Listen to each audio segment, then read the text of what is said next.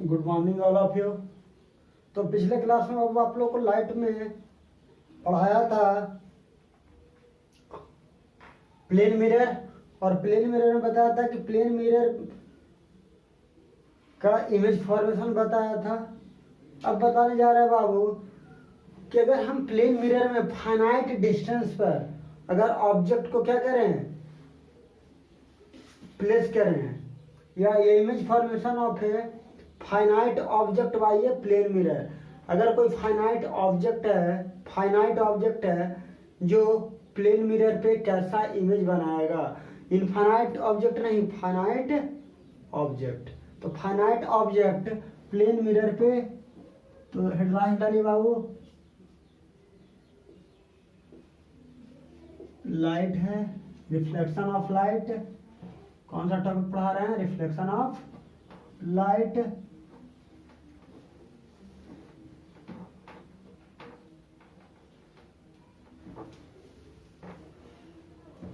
चलिए हेडलाइन डालिए।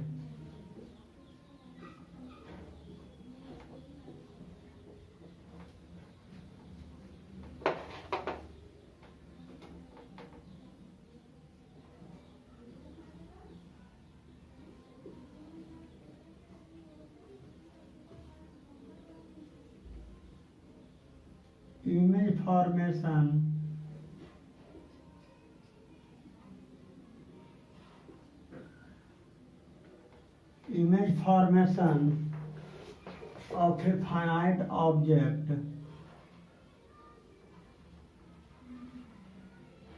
of a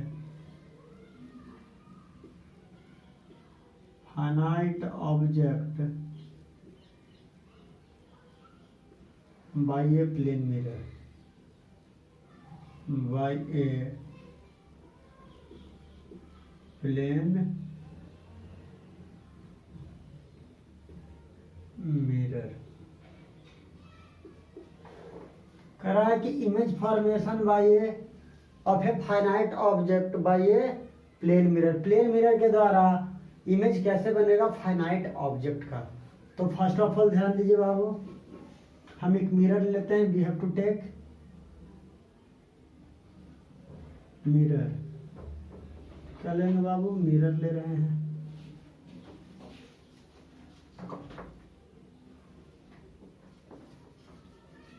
एक मिरर लेते हैं वहां, प्लेन मिरर।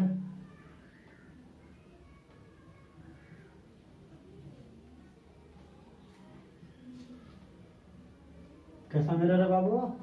प्लेन मिरर है। इसका नाम एम दिए, इसका नाम एन दिए, मिरर का एम दे दिए, या एम डैश कर दीजिए, एम डैश कर देते हैं। अब देखिए बाबू, एक फाइनाइट ऑब्जेक्ट रखते हैं,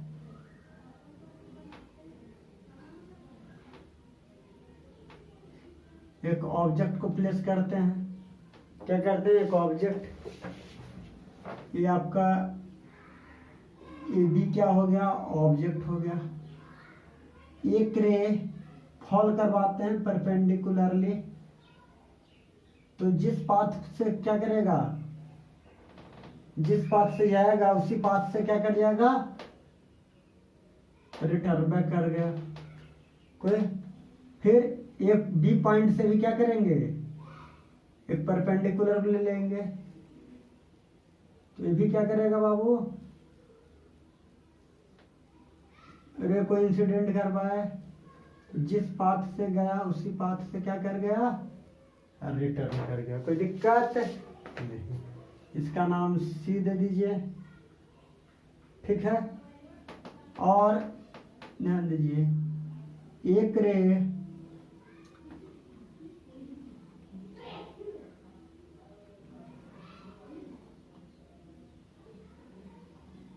मिरर पे जाके स्ट्राइक किया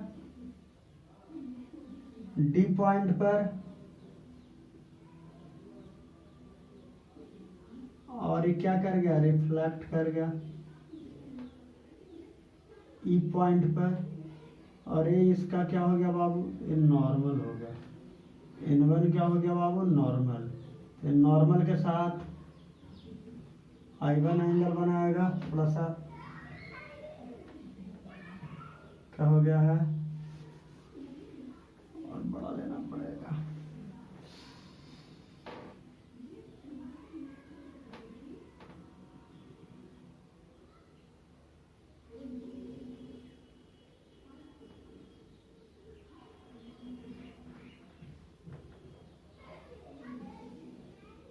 इसका नॉर्मल हो गया बाबू, ये आपका इंसिडेंट रे हो गया, रिफ्लेक्टेड रे हो गया।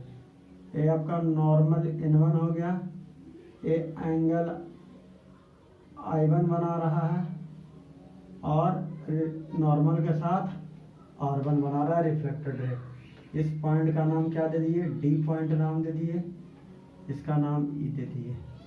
एक रे बाबू B पॉइंट से क्रॉस करवाते हैं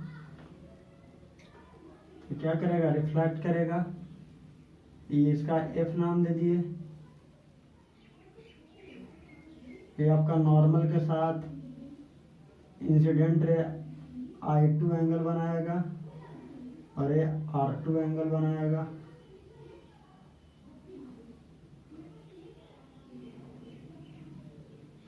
इस नॉर्मल N2 हो गया, ये आपका रिफ्लेक्टेड रे हो गया, ये आपका G हो गया। क्या हो गया, G हो गया। कोई दिक्कत नहीं। ABCD सॉरी CD इसका नाम दे दो, E इसका नाम दे दो, EF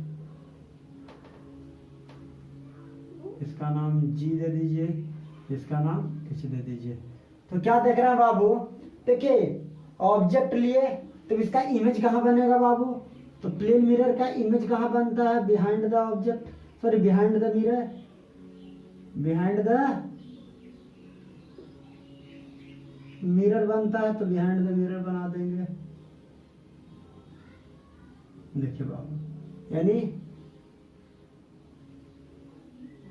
same size of object, इसका नाम A डैश दे देंगे, का नाम B डैश दे देंगे, और एक रे को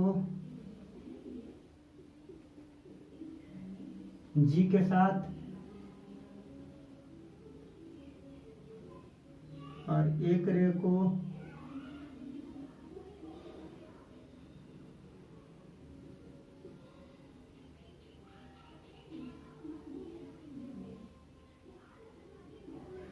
ये आपका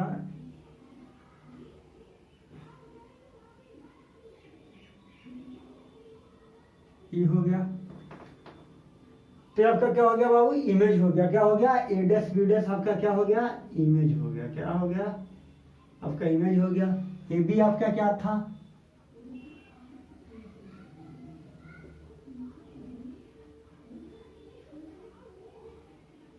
ये भी आपका ऑब्जेक्ट था। ये भी क्या था बाबू, ऑब्जेक्ट था। तो देखिए कहता है कि जितना डिस्टेंस पर, ध्यान रखिएगा, जितना डिस्टेंस पर ऑब्जेक्ट रहेगा उतना ही डिस्टेंस पे क्या बनेगा, इमेज बनेगा।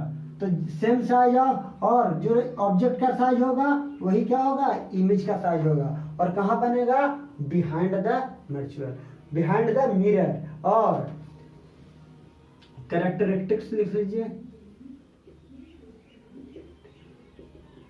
इसका कैरेक्टरिस्टिक्स ऑफ इमेज क्या होगा, इमेज का कैरेक्टरिस्टिक्स। तो फर्स्ट में लिखिएगा बाबू, behind the mirror, behind the mirror. Second में लिखिएगा बाबू, virtual and direct, virtual and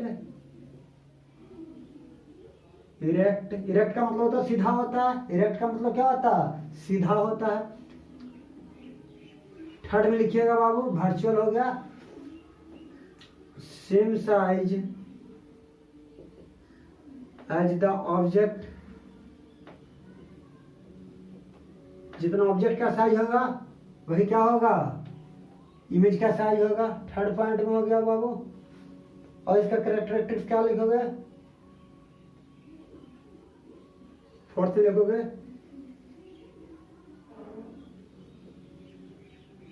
The image formed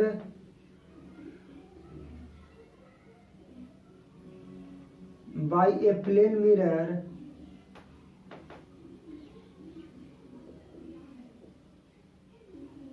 is equal to the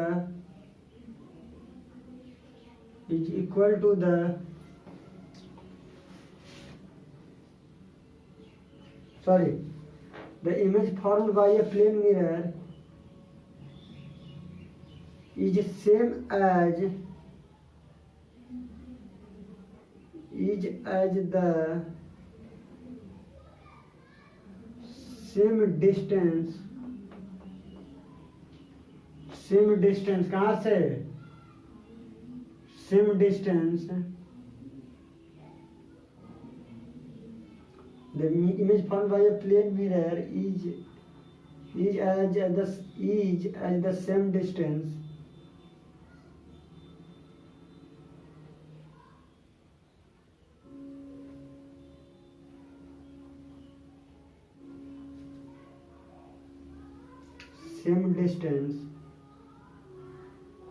from the object से सेम डिस्टेंस पे बनेगा क्या बनेगा same distance from the object से सेम डिस्टेंस पर बनेगा। तो देखिए थोड़ा सा यहाँ हो सकता है कि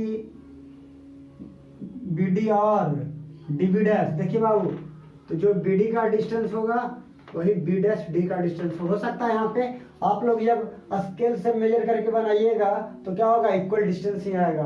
आप अगर स्केल से BD का लेंथ अगर 4 लीजिएगा सेंटीमीटर तो B डैश D भी क्या आएगा 4 सेंटीमीटर ही आएगा। ठीक है ना। ये तो मैं क्या किया हूँ, हैंड से बनाया हूँ, बाय हैंड, तो हो सकता है। तो अब क्या हुआ, कैरेक्टरिस्टिक्स, ये क्या हो गया, इमेज का कैरेक्टरिस्टिक्स हो गया। अब इसका यूज कहाँ है बाबू, प्लेन मिरर का यूज कहाँ होता है, तो इसके यूज के बारे में लिखते हैं। प्लेन मिरर का यूज कहाँ होता है, तो लिखिए use of plane mirror. Use of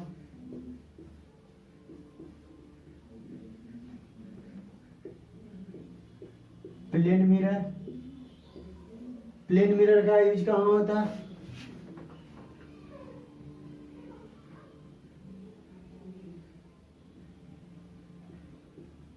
it is used in dressing table. आपके घरों में जो ड्रेसिंग टेबल यूज होता है, टेबल एंड बाथरूम, और बाथरूम के पास जो आपका मिरर होता है वो कौन सा मिरर होता है बाबू, प्लेन मिरर होता है। कौन सा मिरर होता है, प्लेन मिरर होता है। इट इज यूज्ड, या और दूसरा कहाँ होता है, इट इज यूज्ड इन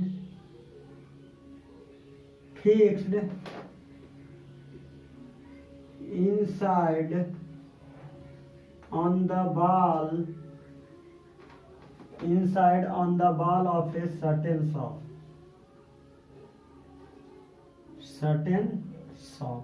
कुछ दुकान में जाओगे ना तो उसके बॉल पे को जो आपका मिरर लगा हुआ रहता है वो कौन सा मिरर लगा हुआ रहता है, प्लेन मिरर लगा हुआ रहता है।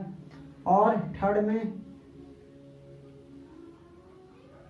It is used in making periscope, periscope बनाने में इसका यूज किया जाता है। और इसका यूज कहाँ किया जाता है बाबू, बीजी रोड में। It is fitted at some busy road, कुछ जो बीजी रोड होते हैं ना वहां पे प्लेन मिरर का यूज किया जाता है। क्यों, क्योंकि इमेज को दिखाता है पीछे से कौन सा बिहाइंड, इमेज कहाँ बनता है, बिहाइंड द मिरर बनता है। तो अगर आप लुकिंग ग्लास लगाओगे किसमें, जो आपका बिजी रोड होता है, तो बिजी रोड में अगर आप क्या करोगे, आपका जो कॉर्नर, उसको क्या कहते हो, जहाँ पे दो से टू और मोर रोड्स और meet together at a point, तो उस प्लेस पर क्या करते हैं, एक कुछ बिजी रोड में क्या करते हैं, प्लेन मिरर का यूज करते हैं ताकि हम अपोजिट साइड से आने वाले ऑब्जेक्ट को इजीली वे में हम देख सकते हैं। तो इसका प्लेन मिरर का यूज कहाँ होता है, पेरिस्कोप बनाने में, कुछ बिजी रोड में यूज होता है, दुकान में इसका यूज होता है, फिर घरों में ड्रेसिंग टेबल या बाथरूम में प्लेन मिरर का यूज होता है। चलिए बाबू, ये आपका क्या था, प्लेन मिरर के बारे में पढ़ा रहे थे, इसका यूज पढ़ लीजिए, इसका कैरेक्टरिस्टिक्स पढ़ लीजिए। अब ये लैटरल इन्वर्जन क्या होता है, क्या lateral inversion,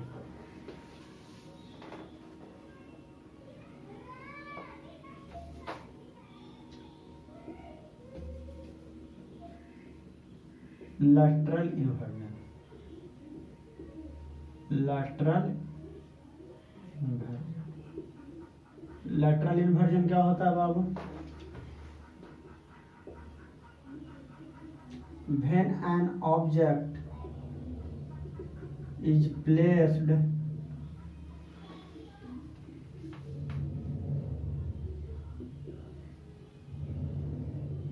in front of a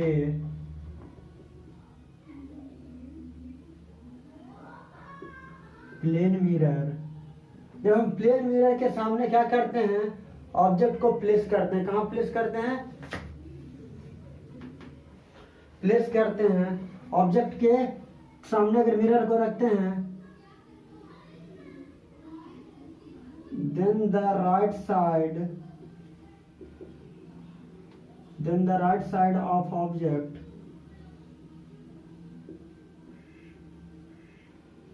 appears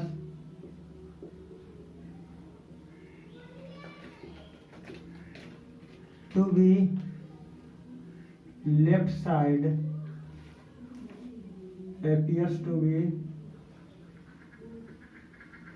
left side, क्या होता है बाबू, appears to become the left side, become the left side, and the left side of object